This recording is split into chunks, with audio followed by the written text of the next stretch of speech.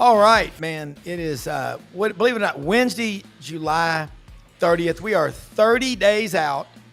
If you're keeping track, 720 hours and change away from kickoff of Auburn at Baylor. Rob Brown here with Kevin Scarbinsky in Birmingham, Ronnie Sanders in Hoover.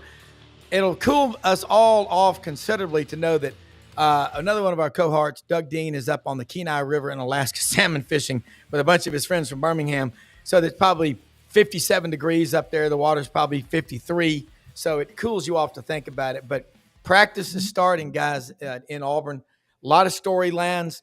We were talking before the show. You know, we know about Malcolm Simmons. Apparently he's practicing with the team. But Kevin, on this morning's show on this channel, Sidelines, from 8 to 9, Monday through Friday, you talked about something Hugh Freeze said, and let's get started with that. Yeah, and, he didn't say it for the first time today. Yeah. He actually said it at SEC Media Days, and it escaped a lot of people's attention because he didn't say it in the main media room, where they broadcast the SEC Network press conferences from live. And so he said it in, I think it was a SiriusXM radio interview. And he talked about how he was trying to build up Jackson Arnold's confidence after everything that could have gone wrong did go wrong for him at Oklahoma last year. Not all his fault, certainly. And he suggested, or he didn't suggest, he actually said that he, in consultation with DJ Durkin, the defensive coordinator, that they eased up. They pulled some punches. They wanted Jackson Arnold to walk off the field every day feeling good about himself. And Hugh Freeze went even farther and said that was his old philosophy with his quarterbacks, that the number one priority in practice was for the quarterback to walk off the field feeling good about himself. And they coached from the defensive side accordingly. And he reiterated that today. He was asked about it at the fall camp kickoff press conference, if you will. And he said the same thing. And I think that has opened a lot of people's eyes. I'm anxious to hear what you guys think. And Ronnie, especially you, I don't know that I've ever heard a coach say that. We know quarterbacks are not live for contact. We know that the coaches do pull some punches with their quarterbacks, but I don't know that I've ever heard a coach put it quite the way Hugh Freeze has on this subject. Yeah, I mean, we never really looked at it that way. I mean, that's an interesting way to look at it. Obviously, you want your quarterback to feel good. You want him to, not just go through the motions, and you want him to, feel confident leaving the field. But at the same point in time, you wanted to get the best out of everybody. I mean, we used to call it, it was ones versus ones. We used to call it good on good. And so, we didn't, the quarterback didn't get touched, but, we called it fair. I mean, we didn't pull any punches. I'm not saying there's anything wrong with that. But that's certainly not the way that I ever did it on any staff that I was part of. When was the last time any staff went live with the quarterback? I'm not talking just Auburn, but can we think of anybody? That's a good question. And I mean, look, practices are so different than they used to be. I can remember early on, and this was interesting, and as I've said before, I kind of got an education in Southern football as the Auburn beat writer for the Birmingham News, covering Pat Dye and Larry Blakeney and Wayne Hall and James Daniel and that incredible staff. I can remember standing on the sideline of practice, and you could watch, with rare exceptions, you could watch just about every practice from beginning to end. Yep. You weren't watching calisthenics at the beginning. You got to watch the entire practice. And I'll never forget, I don't remember what was going on. Oh, it was Wayne Hall, the defensive coordinator, one of the toughest, meanest, scariest dudes you'll ever run across on a football field and maybe off a football field. And Benji Rowland, the nose guard, rawhide, looks like he didn't lift weights. He lifted hay bales to develop that strength. Yeah. And Benji was a tough dude himself. Yeah. And Benji kept getting something wrong in practice. I don't remember what it was. And when his face kept getting redder and redder. They kept, do it again, run it again, run it again. And Wayne Hall finally got in his face and was just screaming at him. And they were nose to nose. And Wayne Hall said to Benji Rowland, "Go ahead. You want to hit me, don't you? Go ahead, hit me." And I'm standing on the sideline thinking, dear Lord, please don't let Benji Rowland hit Wayne Hall, because if he does, Wayne Hall will die, and then I've got a whole story mess on my hands I got to deal with. Luckily, Benji Rowland displayed more self-restraint in those moments than I think I've ever witnessed from any human being in any situation. But that's just the way practice was in those days. I mean, it was they didn't. Now, Bo Jackson didn't necessarily work hard or get hit a lot in practice, but I can remember Jeff Berger getting hit in practice, and liking it. That's the way Jeff was. Yeah. He may be the toughest quarterback I've ever been around. Him and Freddie Kitchens. Yeah, and I think you're right. I mean, I've been to practice used to be open. I saw Bud Casey grab George Peoples, running back number 22 out of Plant City, Florida, grabbed him by the helmet, head first, and blood. I mean, I'm at practice with my dad. I was like, wow. My dad looked at me and said, what is caught your attention? You know, kind of like, that's just the way it was. Well, you think about, Ronnie, what Kevin just said, Jackson Arnold, Deuce Knight, Ashton Daniels. Auburn's got a quarterback room. You got to find out, and you've been on staffs. When do you say, okay, I think this guy's tough, or you just have to wait till the first game to find out? You know what they did in high school. That's pretty indicative or predictive of human behavior going forward, correct? Yeah, but I mean, I also think that, you go through spring and you go through, it's different now than it used to be. I mean, you've got those kids all year round. And so, when I was doing it, we called them, winter, summer workouts we call them voluntary mandatory workouts. It was voluntary. You be there, but it wasn't mandatory you play. So, if you wanted to play, you had to be there. But it's a different animal now. So yeah, I mean, you want guys to keep their confidence and all that stuff, but at the same point in time, you want to be able to make sure that you're ready for them. That they're game ready. So, I mean, go ahead, Rob. I'm sorry. No, I'm just saying the only way, they all got a green jersey on. You can't touch them. So you're just throwing chance to the win. Now we know. Now let's be fair though. We know Jackson Arnold can handle contact. We know he can run the football. Oh yeah. I mean, he ran for more than 100 yards against Alabama last year. It wasn't like he threw for 400 yards when Oklahoma beat Alabama late in the season and knocked them out of the playoff and beat them 24-3. So we know he can run the ball and he can handle contact. And that's going to be the real question to me, is how much do they lean on him running the ball, and do they have a greater confidence level in being able to do that? Because as you said, Rob, they have a quarterback room now. Yeah. They got a couple of other guys they seem to be pretty confident in as well. And it was interesting to hear Hugh Freeze today talk about how he might use them.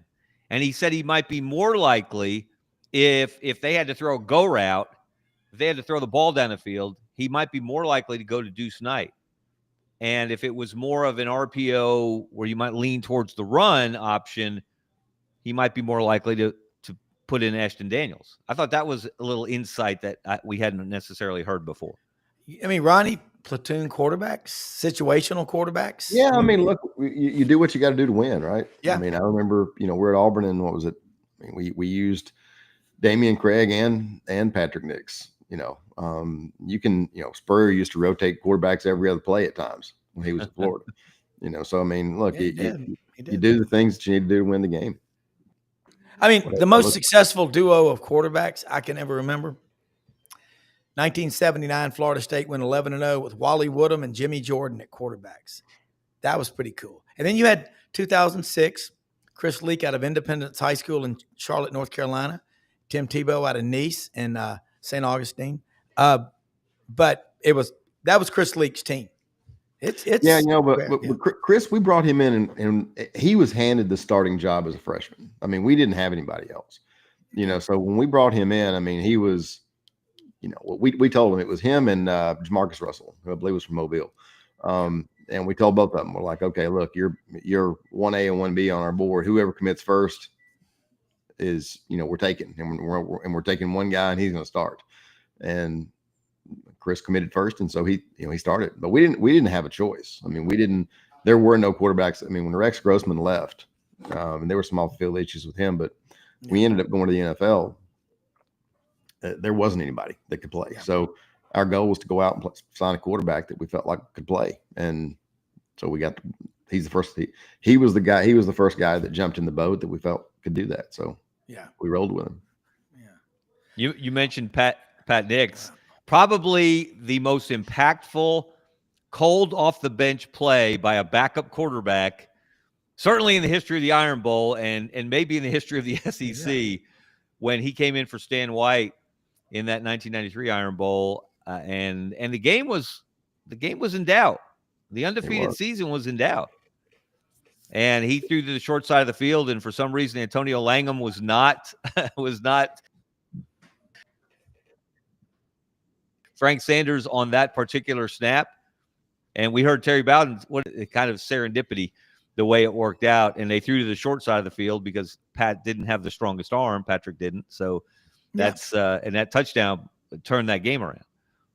Was that Tommy Johnson out of Niceville, Florida, over there on that side? Yeah. Number 10, Alabama DB. He wasn't a bad DB either, but he wasn't Antonio Langham.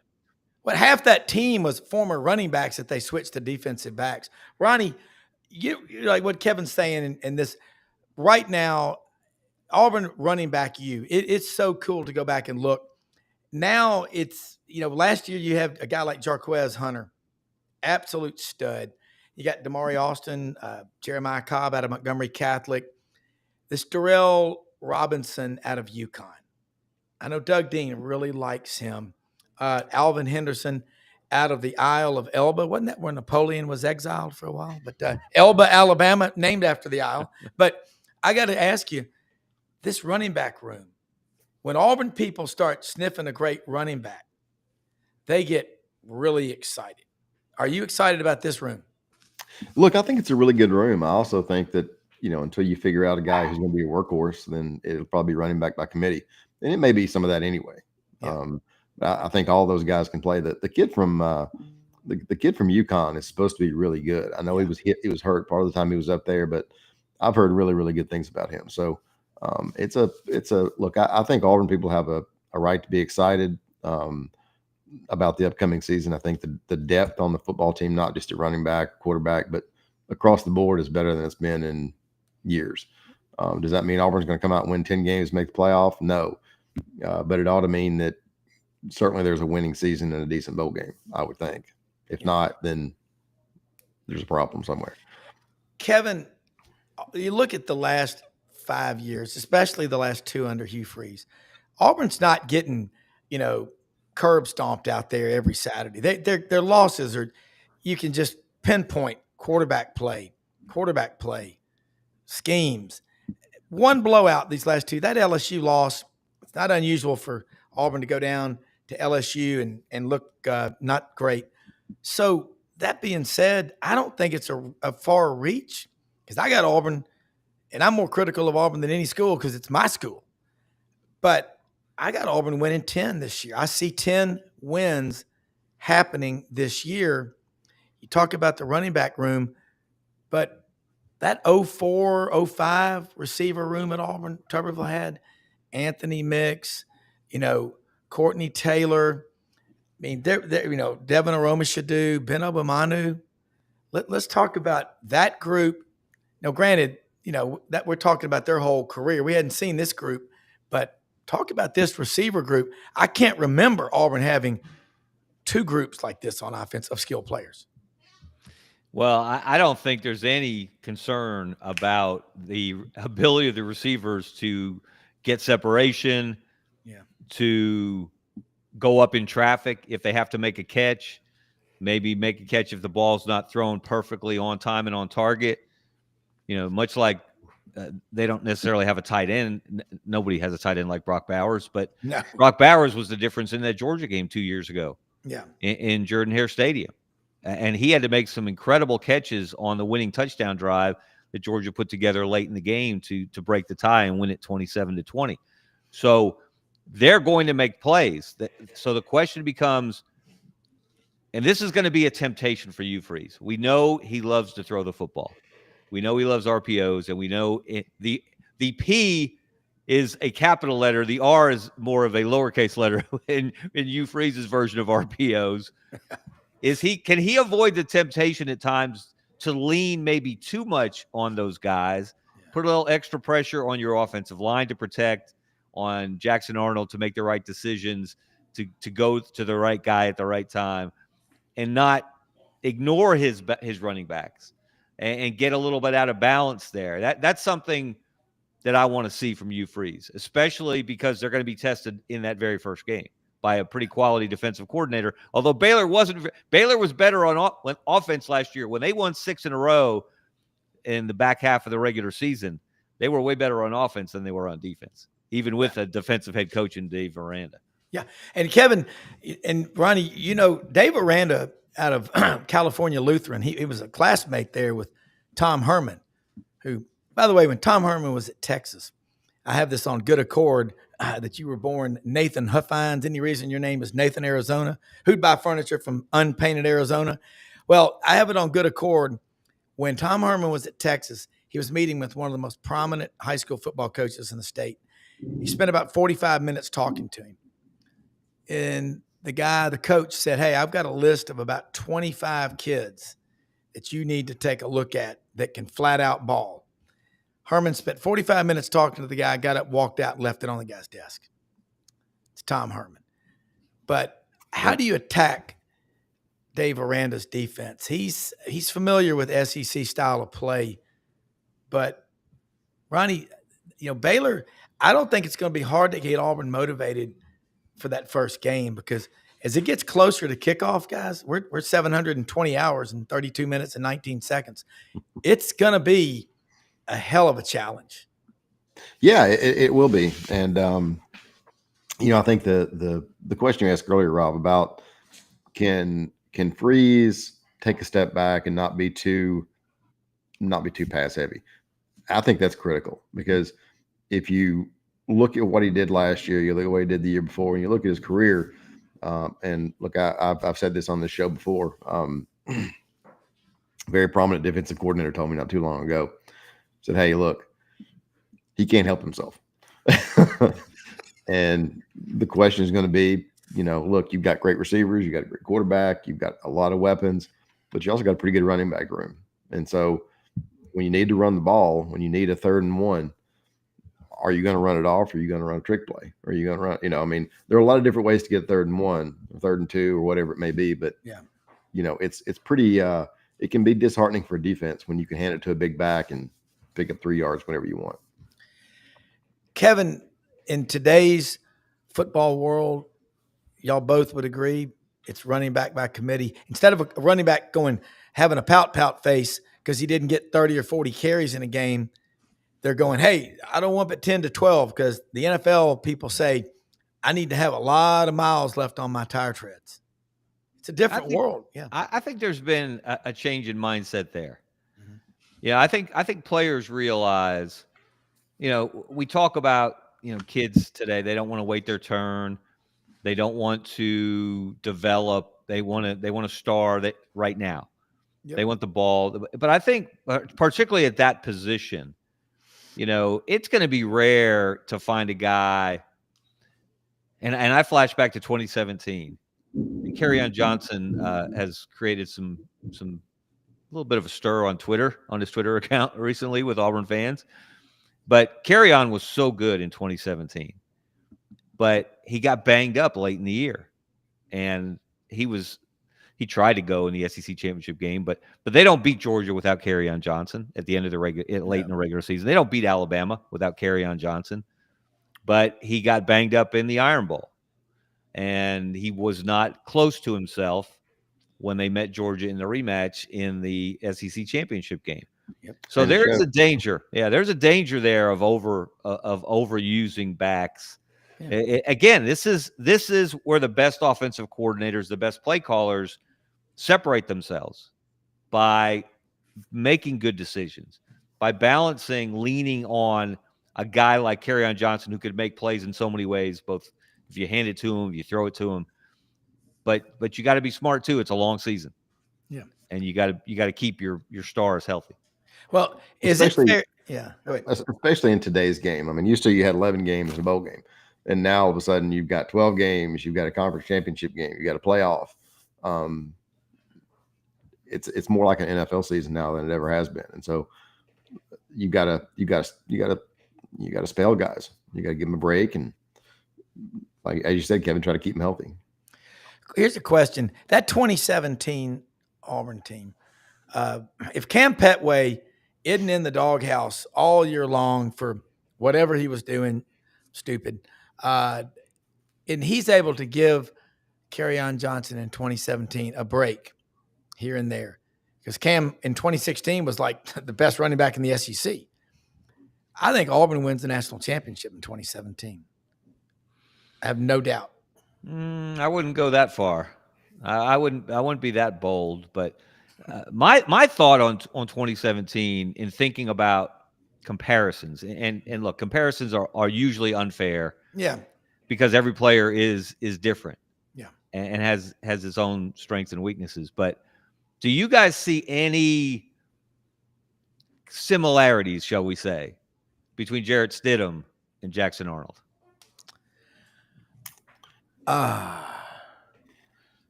No. Ronnie, you're spot. I'm just throwing it out there. I'm not saying I do. I don't know why it just popped into my head as we were talking about 2017. You know, I guess everybody in their own ways. You know, I mean, yes and no. Yes and no, Rob. Yeah, exactly. I mean, I talked to Jackson Arnold, and I talked to someone who knows him very well from Oklahoma that covers the program. His son and Jackson are training with the same guy in Dallas, Jeff Christensen. I learned a lot about Jackson.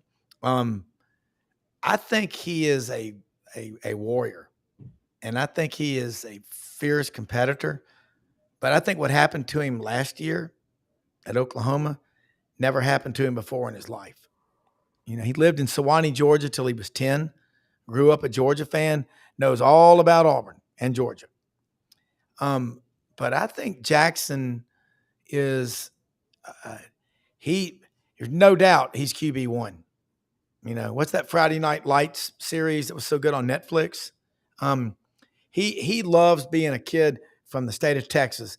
And I asked him, you know, he gets to go play at A&M, at Oklahoma, at Baylor. His family, he's going to have like several busloads of family there and friends. It's a big deal to him. I think Jarrett Stidham, you're right. I mean, you know what, Kevin, I'm going to go back and say, yeah, I do see similarities. They're both from Texas. They win a lot. So, yeah, there are similarities. But I also think that Jarrett is going to have, you know, we hope, better coaching at the quarterback position than Jarrett Stidham had at times. You know, that's fair. Think, that's very fair. Very fair, Ronnie. I concur with Professor Scarbinsky. I'm trying to be polite, judicious. Yes. Yes. So I obviously Freeze has a more intricate passing game, a more developed passing game than Gus Malzahn ever did, and ever will, and ever will. So you know, I think from a coaching standpoint, look, if Jarrett Stidham had a different coach at Auburn, does his tenure there look different? And it wasn't bad, but I think the answer is yes. Does Jackson Arnold come to Auburn if Gus Malzahn's the coach? I mean, probably not, because he's a 5-star quarterback. He can come out and he can do it both ways. He doesn't just want to run the ball. He wants to throw it too. So I think Hugh Freeze's system is a great fit for him. I think Auburn's a great fit for him. You know, it's always tough when a young kid is thrown into a position like he was last year. And you've got all the injuries and all the things that go down around you.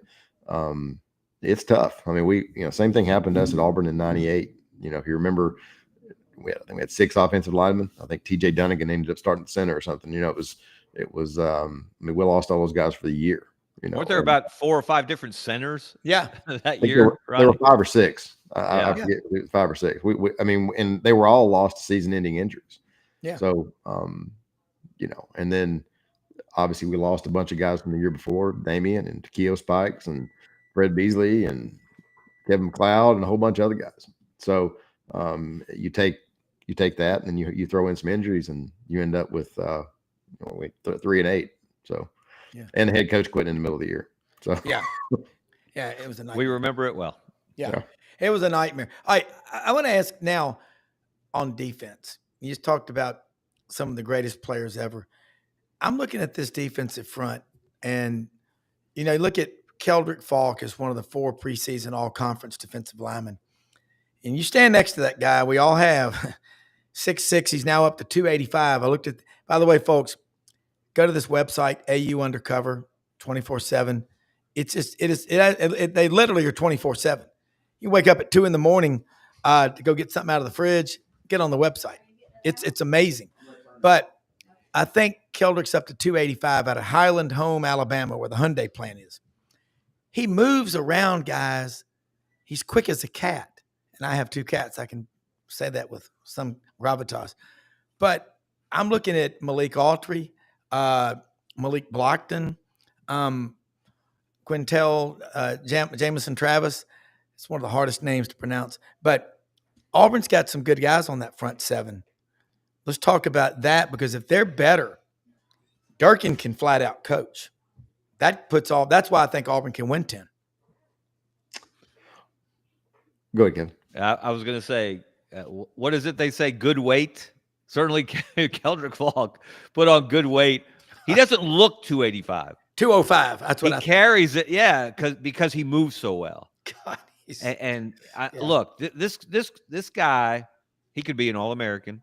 Yeah, he could be one of the best defensive players in the SEC, which means he would be one of the better defensive players in the country.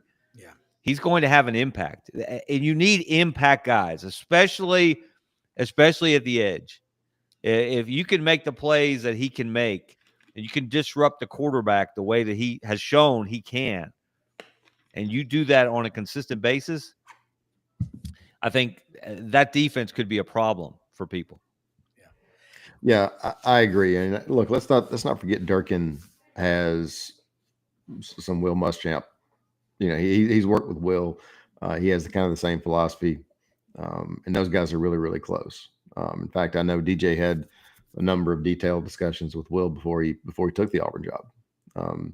So, look, I think that Auburn has a chance to be really good on both sides of the ball. It's just, look, there's so many young guys. A lot of them played a lot last year, which is good. But it's, you didn't have a winning record last year. Hadn't had a winning record in 4 years.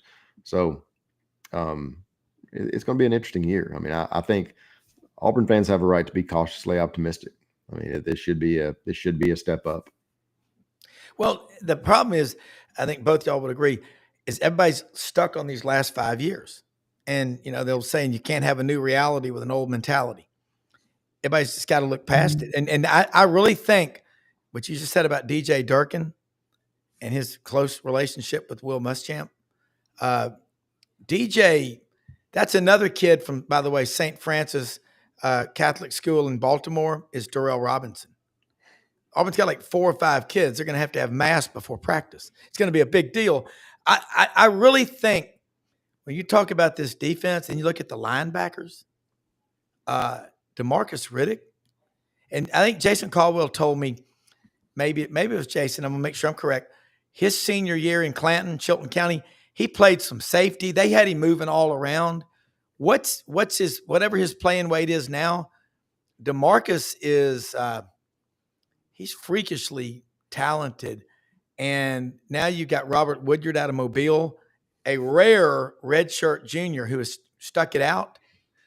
There's some guys that have been around here a while, Kevin. That's why, I'm trying to reflect on when's the last time Auburn had what you would call a dominant defense? With Derek Brown and those guys. I mean, you go back to 2019, and they gave LSU all they wanted. Yes, in Baton Rouge, I think, and I'm fairly certain of this, they held LSU to fewer points than anybody else all season, and that was Joe Burrow, Jamar Chase, and all those guys. Yeah. Nobody stopped those guys all year, and Auburn didn't stop them, and they didn't beat them, but they held them down as well as anybody did. So can this defense perform at that level week in and week out? The running back from Sebring, Florida, had not stepped out of bounds when he broke free on that big run. history would be a lot different. Was it J.D. Williams, the running back? Yeah, I don't remember the name now. But he broke through 70 yards. It was 23-20. And I remember that game well. But you know why the NFL Matt Rule took Derek Brown number 7. Talk about character. He was from Sugar Hill, Buford, Georgia, Lanier. He said in the Minnesota loss, the game was out of reach. Minnesota's about to score. They're down there on the goal line, and Derek Brown is still diving after people, trying to make tackles, running sideline to sideline. Give me a team full of Derek Browns. You can beat anybody. But I'd say 2019, Ronnie, last one. Probably so. Certainly you look since then, it hasn't been, there hasn't been a lot to compare it to. It's been, it certainly hasn't been great. And, I lowered the bar. they're going to be tested in that Baylor game. Like I said, go back and look at the scores. Baylor was struggling last year. Dave Aranda was on the hot seat the first half of the year, and then they reel off 6 wins in a row, and they did it primarily on the strength of their offense. There are people predicting Sawyer Robertson, their quarterback, will be the best quarterback in the Big 12 this year. I heard someone mention today that they may have the best quarterback running back combination in the Big 12 this season. I think their stud tailback was a freshman last year, ran for 1,000 yards. So the Auburn's going to be tested on both sides of the ball, and that's the danger of scheduling like this, because you've got a team, a program, even a fan base that's confident, but that confidence has to be a little fragile. You need some solid evidence to support that confidence once you actually get to the season, once the games begin. So they are taking a risk by not playing. If this would be a year you might think, well, better to play Ball State first and then Baylor. Obviously, that's not going to be the case. So they've challenged themselves, and then those 3 road games before the end of September. That's really going to be the story of this season. If they're going to really take a giant leap forward, I agree. You got to go at least 2-1 in Waco, College Station, and Norman. Yeah, I agree. While we're talking about Baylor, did either one of you guys happen to watch Dave Aranda's appearance at Big 12 Media Days? His I don't even know what to call that. His rant. It wasn't really a rant about the Wolf of Wall Street. Yeah, I wouldn't call it a rant. I would call it maybe I'm not sure what I'd call it, but it was like one of his wires came loose or something in his brain. And it was like he started off trying to make a point and tell a story, and he lost his way fairly early in that verbal journey and never really got himself back on the path. I still don't know what he was trying to say or what he meant. Exactly. That's well said, Ronnie. Out in Frisco, Texas. This is what, his 6th year at Baylor? I think that's right. I think he left after 2019. Yeah, I think that's right. Yeah. And he came from Wisconsin originally. Of course, California Lutheran, classmates with Tom the Hermit Herman. They're getting mentioned as a Big 12 favorite. Some people have picked them to win the league.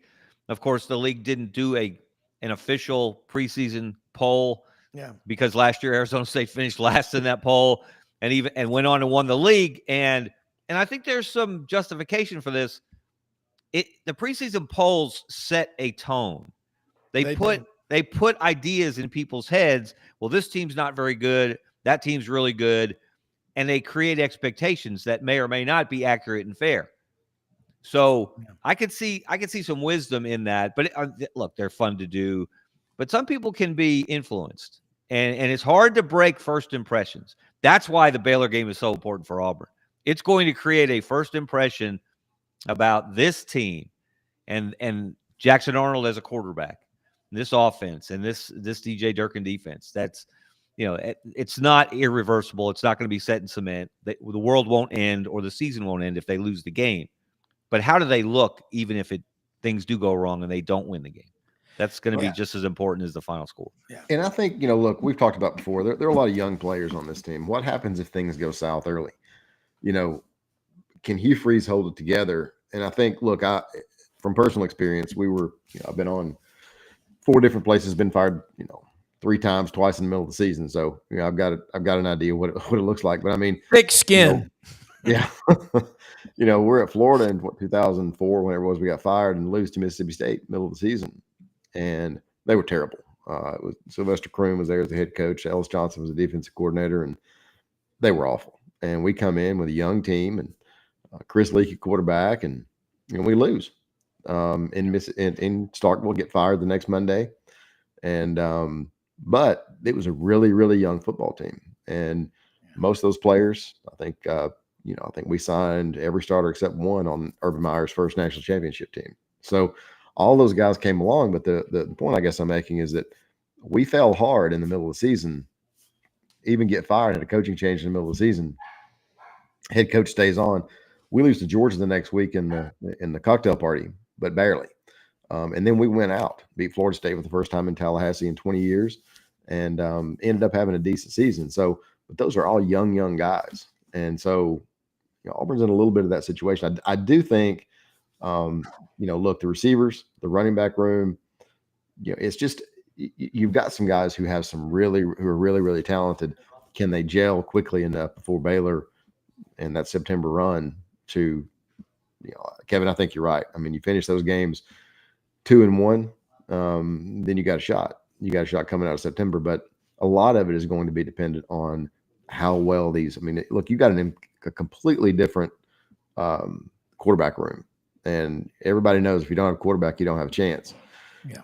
So I think Auburn's got a quarterback. The question is, what kind of chemistry does he develop with these receivers and the backs and the offensive line, and and on and on. And again, it's a new offense for all these guys. I mean, say what you want to, it may be similar, but you're still learning terminology, and you're still figuring out your teammates. Yeah. I flash back, and this is going to be part of my column tomorrow. I encourage people to read it in the Birmingham News and on AL.com about a new starting quarterback. And I flash back to 10 years ago. You can get a false impression from an opening game. Yeah. You can think a team is better than it is. You guys remember the Louisville game back in 2015. Oh, yeah. And Jeremy Johnson's first game as the guy, the QB1. And he had done some really good things before that in his first 2 years. And people were, and it still amazes me, even mentioning him in the same sentence as Cam Newton, because they were both, that was a size thing more than anything. They were very different players and certainly had very different outcomes as starting quarterbacks at Auburn. Slightly. But that was but you knew, but even as the game was going on, and I think Jeremy threw a couple of picks in that first game, and just, they were ugly picks in double, triple coverage. And all of a sudden, people were very confident in Jeremy Johnson going into the season. And all of a sudden you're thinking, whoa, wait a minute. They won the game, and Lamar Jackson, that might've been his first start at Louisville. It was actually. Yeah. And they played in Atlanta, and all of a sudden you're thinking, well, Auburn won the game, but whoa. And then of course, Jacksonville State happened the next week.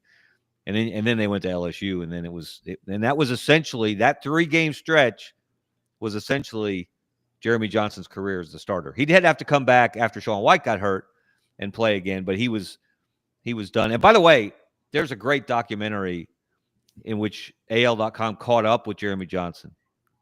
It's called The Redemption of Jeremy Johnson, and they just came out with it last month. Yes. Really, really good. I encourage people to watch that. And Jeremy was they got him to open up about how difficult that was, and this idea of confidence for a quarterback. And if you're an Auburn person, I think I would highly recommend, if you haven't seen it. It's really, really good. And Jeremy was very open and honest. And he said after the LSU game, remember he dropped back to throw a pass, and the ball just kind of the backwards pass. Yes. Slipped backwards out of his hand. And if there's one play that defines his career at Auburn, unfortunately it's probably that one. And he said he basically mentally after that checked out. And then they made a change, and Sean White became the starter. So how you start, it's a long season, but especially if you're a quarterback, we're talking about confidence. It's going to be really important for Jackson Arnold to come out of that first game, win, lose, or draw. No draws anymore, of course, but just come out of there with actual confidence based on actual performance against another team. Yeah. And Freeze has got to do a good job also of managing play calling. He's got to do things that will put Jackson Arnold, especially early in the season. I mean, as he gains confidence and works his way through the offense, then you can do more. But early in the season, with a new quarterback, with a completely new quarterback room, and the backup likely to be a true freshman, you better manage the quarterback you have on the field, not only from an injury standpoint because it's a long season, but keep his confidence up. Do some things early on, especially in that Baylor game. Easy runs, easy throws, things to kind of get him moving, feeling good about himself. And then as the season goes along, open it up. But I think with a brand new quarterback, and again, a completely new quarterback room, young guys on the team, I think Freeze has got to do a good job of managing him, because as much as anything else, that's coaching, because you can't put a guy out there and put him in a position where he can't win. It's kind of like with your. Yeah. Ronnie, but I think what he was saying, Kevin, what you've got to do, a quarterback room, you better have confidence. And those guys have got to trust each other, but you got to trust them too. And I thought Ronnie made a great point about how Hugh Freeze has to manage Jackson Arnold. Think about last year. That's right. I mean, he did he lose faith in Peyton Thorne too early? And he went, who did he go to? Hank Brown? Was it Hank Brown? Yeah. They went to, and that didn't work very well. And so they had to go back to Peyton Thorne. And to his credit, he didn't check out mentally. He kept competing. But I think he was limited in a lot of ways. And I don't think Hugh Freeze necessarily managed Peyton Thorne very well. I don't know that he got the best out of Peyton Thorne. I don't think Peyton Thorne's ceiling was necessarily as high as Auburn hoped it would be, but I don't think they got him to his ceiling by any stretch of the imagination. And that's really going to be a huge part of this season, Rob. If they can be what you think they can be, and they can get to that 10-win plateau, it will be one of the biggest reasons, if not the biggest reason, will be Hugh Freeze got the best out of Jackson Arnold. Yeah, that's exactly what it is. If you look at the last 2 years, inadequate quarterback play and offensive line struggles. And now you got 82 combined starts with this unit for Auburn.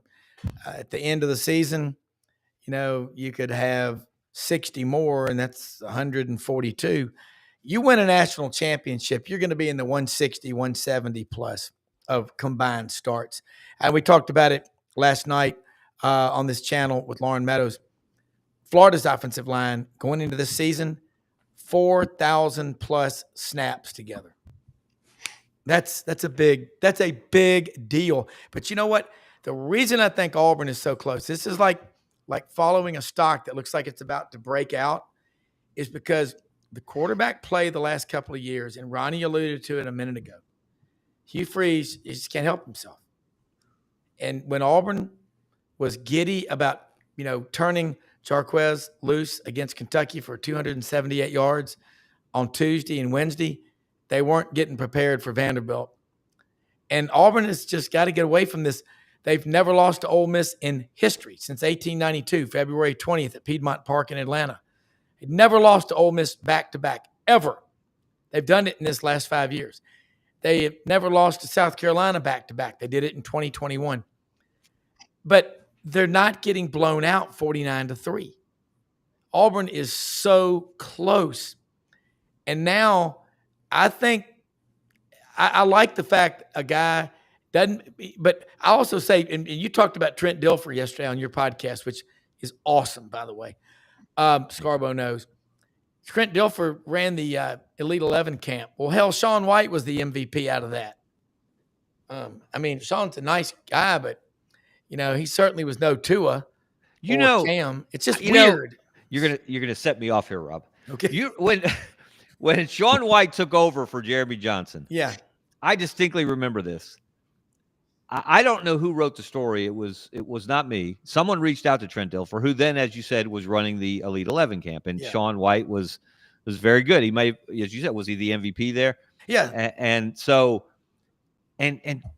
Dilfer talked about Sean White as if he were the second coming of Joe Montana. Yeah. Before he had ever taken a snap at Auburn, before he'd ever accomplished anything.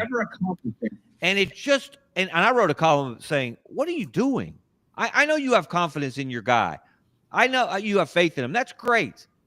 But why would you put these expectations on him? What if he's just good and not great? Yeah. You've set the bar so high for him that there's no way he's going to reach it.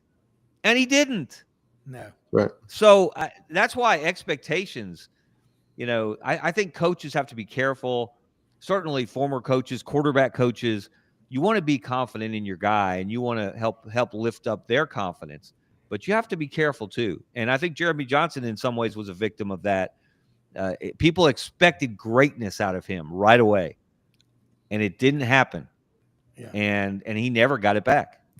Pat Sullivan told me that same story, guys, when I was doing my show at Weagle when I was in college at Auburn. He told me on air, and I've still got that recording somewhere, but he said, we couldn't play as freshmen. I came out of John Carroll in Birmingham, and man, the expectations for Terry Beasley and me, and it was, he goes, it was heavy. But he said, if I'd have gone on the road to Knoxville or down in the swamp in Gainesville or in Athens between the hedges and had a Jeremy Johnson game like he did against LSU, the infamous backwards pass, still never gotten over that, still I have therapy over it. He goes, I may have never recovered. And he said, Coach Jordan, Coach Lorindo, the Auburn coaches, they knew that. But when we went on the road against the Alabama freshman team, that kind of set the tone. But remember what Sullivan said, his first pass to Terry Beasley, he overthrew him about 20 yards and the crowd gave him a standing ovation. I mean, it's just, there was a little bit of electricity in that one. But I think you're right. And also, Trent Dilfer, Ronnie, didn't he say something about Hank Brown? Well, he'll be in New York. Well, I'm not sure if doing what, as a tourist maybe, but didn't he go to Iowa? I don't know. I've got a question for Kevin. I know this is an Auburn show and everything, but where does UAB end up with this whole situation? Yeah, is there going to be a change there, or what are your thoughts?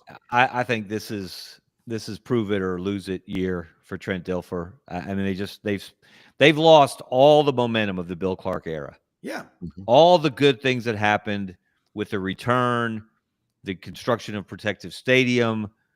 They built an incredible on-campus football operations building with a unique idea, a covered pavilion. They couldn't afford a full indoor facility, so they built a pavilion so they could practice at least somewhat out of the elements, and they also have an outdoor practice field there at that part of that complex. So they built facilities. They got the local community involved, and this was all because of Bill Clark, because of his relationships. It meant something to him to be the coach at UAB. I'm not saying it doesn't mean something to Trent Dilfer, but if he gets fired, look, he was wealthy when he got here. He'll be wealthy when he leaves. He'll go do something else. And so I don't know if it doesn't mean the same thing to him that it meant to Bill Clark. And now you're in a tougher conference in the American. You are not well equipped in the NIL era and the revenue sharing era to compete with the Memphises of the world, and even people like UTSA and some of the other folks in the American, Tulane. You're just in a tough spot now as UAB, and you've lost all that momentum. So we'll see if they can win. They went 4-8 2 years ago. They went 3-9 last year. Can they get to 6-6? I don't see it. I don't believe it. I'll have to see it to believe it. But I think they're going to be looking for a coach at the end of this year. The interesting thing is that, there were a lot of guys that were interested in that job. A lot of guys that weren't a high school coach. A lot of guys who were really, really qualified. A lot of guys I know. Who wanted the job? You know a number of them, Ronnie. Barry Odom wanted the job.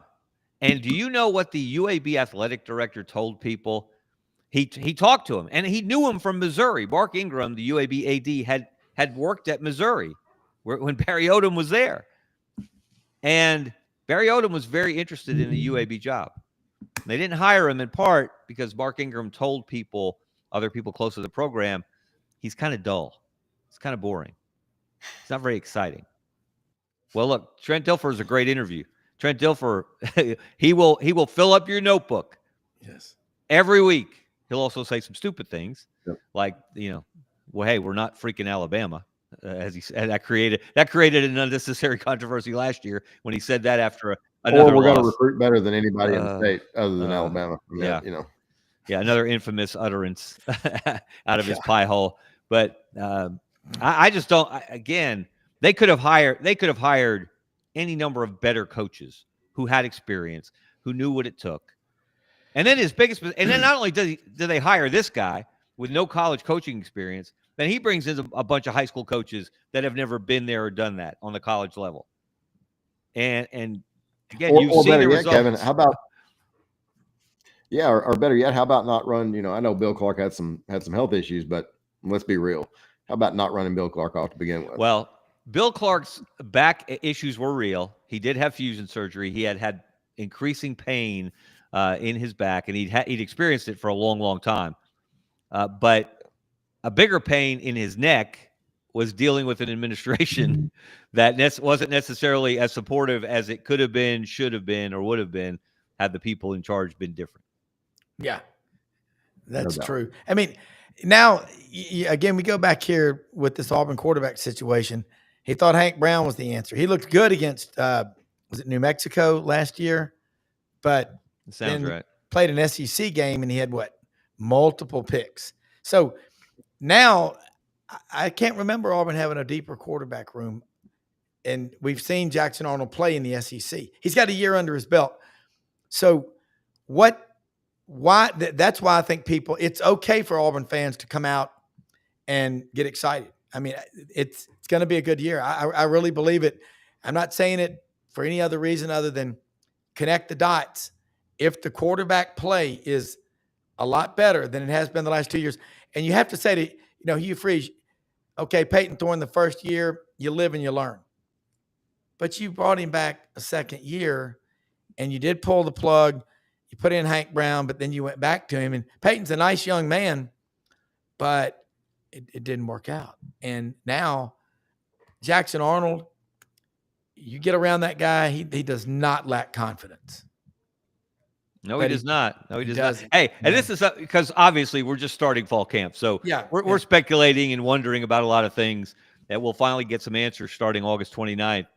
But in a strange way, does having some depth, it appears real depth in the quarterback room. You do have you have two former starting quarterbacks in college, and then you have this highly touted freshman. Is it going to be tempting to you, Freeze, if Jackson Arnold does struggle, to say, hey, let him sit, and not saying bench him, but coaches are so reluctant to do this, Ronnie. If your guy's struggling, let him sit out a series. It doesn't mean you've benched him. He's gone forever. You've lost confidence in him. Maybe a different look for the defense. Maybe gives you a spark. Maybe Deuce Knight comes in as Austin Simmons did for Georgia last year. For Ole Miss last year against Georgia. When Jackson Dart had to go out, they bring in Austin Simmons. He leads a touchdown drive. They didn't change quarterbacks. I think but that little spark helped Ole Miss win that game. Absolutely, Kevin. I think you're right. And I think the other thing you have to do is you've got to create packages during the week, during game prep. Okay, what can Deuce Knight do? What can Ashton Daniels do? Do you have packages for those guys to bring them in, not only to help your football team, but to keep them bought in the quarterback room? You got Deuce Knight there, who's a young guy. He's a true freshman. You got Jackson Arnold, who's, look, he's a great player. He may be around 2 years, but is Deuce Knight going to wait that long to play? So you've got to figure out a way to get those guys on the field and keep them happy in a way that'll help your football team. You don't want to keep a guy happy at the expense of your team. But if you can put together packages for him the way Terry Bowden did with Damian Craig, the way we did with some different guys at Florida, the way we did with different guys at other places, if you can bring in guys in a particular package in certain situations. Not only are you, Kevin, as you point out, giving your other guy a break, but you're killing three birds with one stone. That's a really good point. And one of the best combos, Rob, you mentioned it, was Chris Leak as a senior and Tim Tebow as a freshman. Yeah, defined roles. There was no question. Chris Leak was the starter. He was the guy that could sling it. And Tebow was the battering ram in short yardage. He might throw a jump pass, but he was a weapon, and you got him engaged. Mhm. And so he wasn't a deer in the headlights the next year when he took over as the starter. All he did the next year was win, in his first year as a starter, win the Heisman. Yeah. So that's the ideal scenario. And now you have to worry about, as you said, Ronnie, keeping those guys engaged because they can leave. If they don't like the way they're being used or not used, they can leave in a hurry. That's right. And it's not just now it's not just the quarterback room. I mean, if you're Hugh Freeze, you're not selling playing time anymore. You've got a team full of young guys. So now it's put up or shut up, because you've had 3 years of recruiting classes. What a number 11 class, 2 top 10 classes. You've recruited well in the state. And so now it's, look, as we said before, you're not selling playing time. You're selling, now you've got to win. And that's how you keep recruiting. And obviously but if you're going to bet on a team that has a lot of tradition, like Auburn, that's got an improving roster. That's a good bet, because the earnings forecast for the upcoming year on Auburn are good. I think dividends are going to. I just think the roster. Auburn's now back up to like number 11 on the blue chip index. 64% of the roster is 4 and 5 stars signed in the last 4-year cycle. So I think Auburn optimism. The fear is the freeze factor.